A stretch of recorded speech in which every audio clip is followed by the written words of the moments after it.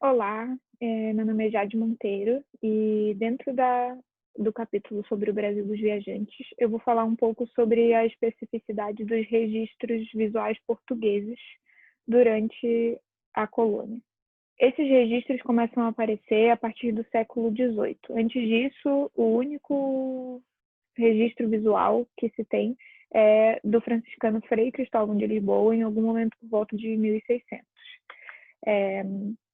Para entender por que esses registros só começaram a partir dos 700, é importante pensar sobre o contexto histórico-político, né?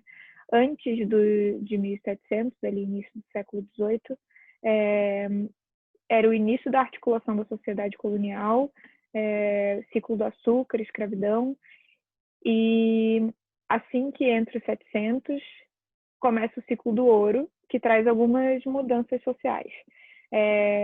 Esse ciclo traz espaço para novas ideias políticas, que inclusive culminam em um dos movimentos sociais mais conhecidos na história do Brasil, que é a Inconfidência Mineira, que foi um movimento separatista que foi reprimido pela coroa. Por causa dessas mudanças políticas, os portugueses veem que tem uma necessidade de registro dos seus domínios. É importante falar também que, diferente de outros países da Europa, como França e Itália, Portugal não tem escolas de arte. A Academia de Belas Artes de Lisboa é fundada só em 1836, portanto, no meio do século seguinte. Isso faz com que eles não tenham também o costume de fazer registros visuais, né? Então, quando eles se veem nessa nova tensão política, eles precisam elaborar uma visão imperial que mostra aos gestores a efetividade desses processos de ocupação de terras, de controle dos recursos e suas conquistas. Por não ter Academia de Belas Artes, o fazer artístico era sistematizado pelas academias militares, porque o que acontecia era que os artistas, na verdade, essas pessoas que faziam esses registros visuais, eram militares que vinham nessas missões e precisavam registrar o que estava acontecendo aqui. Então, era um fazer artístico muito sistematizado, que seguia manuais, não era a partir da observação natural, e isso torna o desenho, de certa forma, mais geometrizado e um pouco naturalista, entre aspas, porque tem esse caráter instrumental. Então, eu trouxe aqui 3 artistas portugueses que seguem esse padrão, que foram os mais conhecidos, os que a gente ainda tem registros mesmo. Coincidentemente, todos eles se chamam Joaquim José ou José Joaquim, com uma mudança aí de ordem, vocês vão ver. Então, o primeiro que eu trouxe foi Joaquim José de Miranda. Outra coisa que não se tem registro certo é da data de nascimento e falecimento desses artistas. E aí, nesse contexto, então, se destacam os conjuntos de 37 guaches desse artista chamado Joaquim José de Miranda, que fez parte de um relatório da expedição do tenente-coronel Afonso de Botelho aos sertões do Tibagi, Paraná. São cenas que aconteceram entre 1771 e 1773, provavelmente, devido às documentações que se tem sobre essas expedições. Então, aqui a gente consegue ver um formato pouco usual, as imagens são numeradas dentro desse documento de 37 obras, elas tinham números sequenciais, né? E elas geralmente vinham acompanhadas de um argumento escrito, que aqui nas imagens não tem, mas o costume era ser uma folha com a obra visual e uma descrição em texto que mostra que era uma coisa bem de registro histórico mesmo. E aí, falando da questão visual, a gente consegue ver que os personagens são bem posados, assim, mesmo os que estão ali à direita numa cena, eles têm os corpos mais em poses mesmo, como que retirados de manuais, assim, dá para ver que não vem totalmente da observação natural. E a composição do cenário tem representações comuns à cartografia. O segundo artista, então, é José Joaquim Freire. Ele nasceu em Portugal em 1760 e foi educado na fundição do Real Arsenal do Exército. Então, né, continuando a tradição de ser um artista de academia militar. Lembrando que a Academia de Belas Artes só foi fundada em 1836. O italiano Domenico Vandelli idealizou esse projeto chamado Viagens Filosóficas, que aconteceu em 1783, que foram expedições científicas para reunir informações sobre a fauna e a flora das colônias portuguesas. Foram 2 artistas principais nessa expedição, que é José Joaquim Freire e o que eu vou mostrar em seguida, que é o Codina. Então, em uma expedição amazônica, o Freire registrou principalmente botânica, mas ele também produziu desenhos e aquarelas registrando povos indígenas e seus costumes, animais, construções, máquinas, utensílios. Aqui à direita a gente vê, então, um hibisco e à esquerda uma construção da aldeia Curtus. A maioria das obras que se encontra online desse artista não tem a figura humana, assim, são realmente registros de locais ou da fauna e da flora. E o seguinte é o Joaquim José Codina, que também fez parte dessas viagens filosóficas na expedição amazônica, também trabalha com aquarela, só que diferente do Freire, os seus registros eram realmente mais das construções e das ferramentas.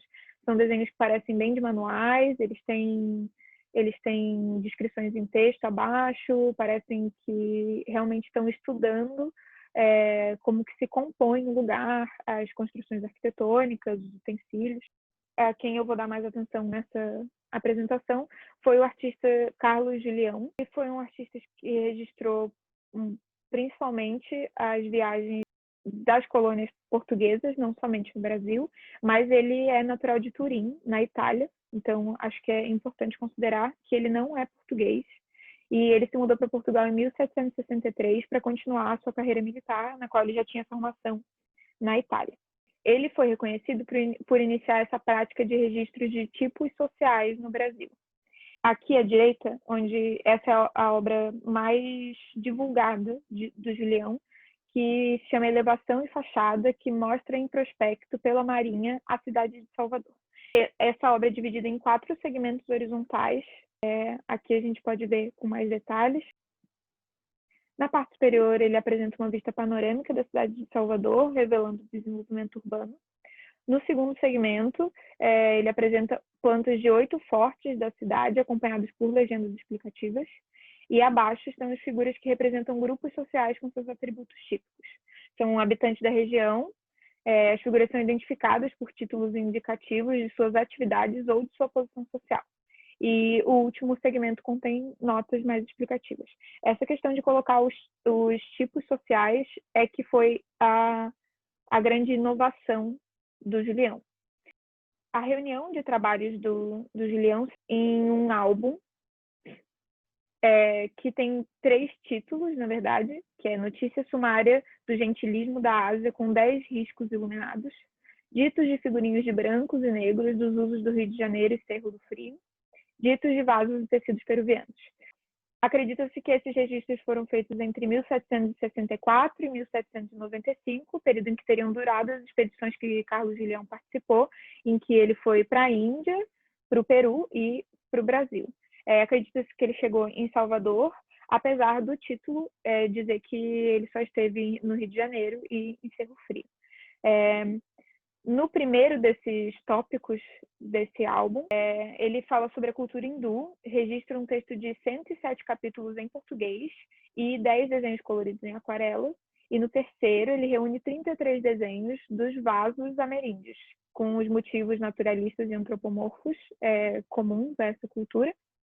São aguados de nanquim e existem alguns outros coloridos que registram os motivos de tecelagem desse povo. Então, no tópico acerca do Brasil, que é esse Ditos de figurinhos de brancos e negros dos usos do Rio de Janeiro e Cerro Frio, ele é composto por 43 aquarelas coloridas, 100 textos, que exploram principalmente os aspectos sociológicos da colônia portuguesa, ou seja, a elite branca, os oficiais, as mulheres nobres passeando e na sua vida doméstica, os escravos dentro de seus afazeres, festas e trabalhos, e a vida simples e cotidiana dos índios. Esse álbum foi atribuído realmente a Carlos Julião em 1960, quando conseguiram encontrar documentos que que associavam essas composições a ele, além, obviamente, da composição parecer muito com outros desenhos que se tinha registros que realmente eram dele, porque nenhum deles tem assinatura. Então, em 1960, a Biblioteca Nacional lançou um livro que reúne todas essas 43 aquarelas com descrição, título, tamanho e descrição da imagem. São imagens em boa qualidade e ainda com uma introdução que fala um pouco sobre o Carlos Julião e essas viagens que ele fez. Esse livro pode ser encontrado na internet e as imagens são riquíssimas. Eu não pude, obviamente, colocar todas aqui, porque são 43, então, a quem tiver interesse, depois da apresentação, eu sugiro que leia. O link está no final, com as referências. Então, eu trouxe aqui 2 imagens sobre os povos negros, duas imagens sobre os brancos e 2 sobre os indígenas. Então, apesar do título informar somente sobre o Rio de Janeiro e Cerro Frio, nota-se que o autor utiliza elementos encontrados na população negra e branca da Bahia. Notável nos detalhes dos vestuários femininos, principalmente das mulheres negras, em que você vê os barangandãs, que são aqueles... Vamos ampliar a imagem para a gente ver melhor, que são itens decorativos que se usam em festas nas mãos,